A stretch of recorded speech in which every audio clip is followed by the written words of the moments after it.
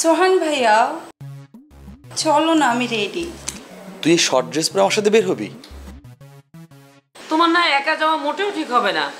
আরে তুমি সেই ছোটবেলায় এই দেশ থেকে চলে গেছো, ঢাকা শহর তো আগের মতো নাই, তুমি কিচ্ছু চিনবে না। আন্টি আমি মানবে না, তুমি কিচ্ছু পারবে না, চিনবে না, সব ওলটপালট হয়ে গেছে। আমি বলি কি তুমি মুনমুনকে নিয়ে যাও, ও তো মাশাআল্লাহ পুরো ঢাকা শহর মুখস্থ। কি বলিস মতিন, কথা বলছিস না কেন?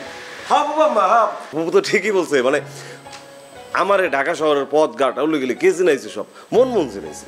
সেজন্য বলি কি তুমি মুনমুনকে নিয়ে যাও, আমি ওকে ডেকে দিচ্ছি। এই মুনমুন, মুনমুন আসছি মম। মানে কেন যে মেয়েটা এত দেরি করে আমি না কিছুই বুঝতে পারছি না, খালি সাজুগুজু। তুমি বসো বাবা, আমি ওকে নিয়ে আসছি। হ্যাঁ বসো। হ্যাঁ এই মুনমুন, এই কথা বল মুনমুন, এই মুনমুন। মতিন ভাই তোমার কি অবস্থা? আসলে আসার পরে তোমার সাথে এই পর্যন্ত ভালো মতো কথাই হলো না। তা কি করছো এখন?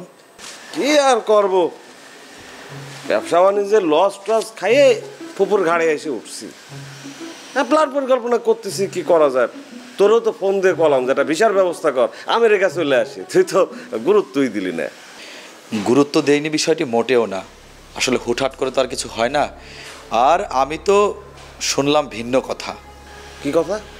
তুমি নাকি কোন এক মেয়েকে করতে গিয়ে গণপিটুনি খেয়ে এলাকা ছেড়েছো। একদম মিথ্যে কথা বাবা, সব মিথ্যে কথা।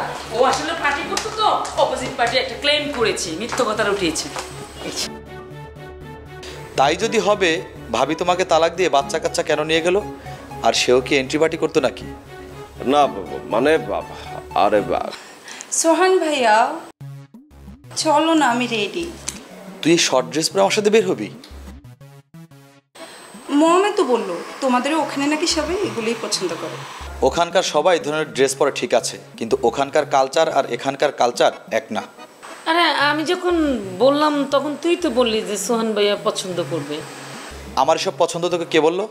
না ঠিক আছে, ও না বুঝে এইসব ড্রেস পরে ফেলছে, চেঞ্জ করে ফেলবে, তুমি বললেই চেঞ্জ করে ফেলবে। হ্যাঁ বাবা।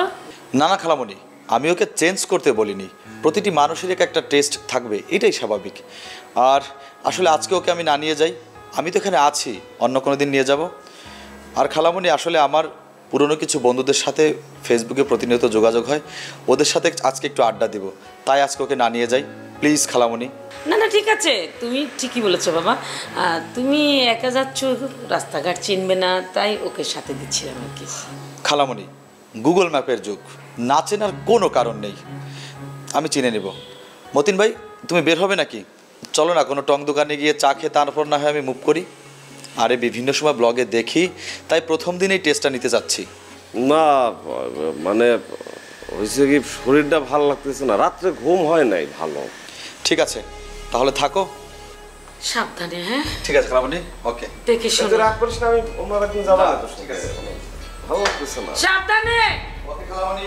দেখ তোমার জন্য আমি কি এরকম ড্রেস পরতে চাইছি? আমি কি জানতাম ও পছন্দ করে না?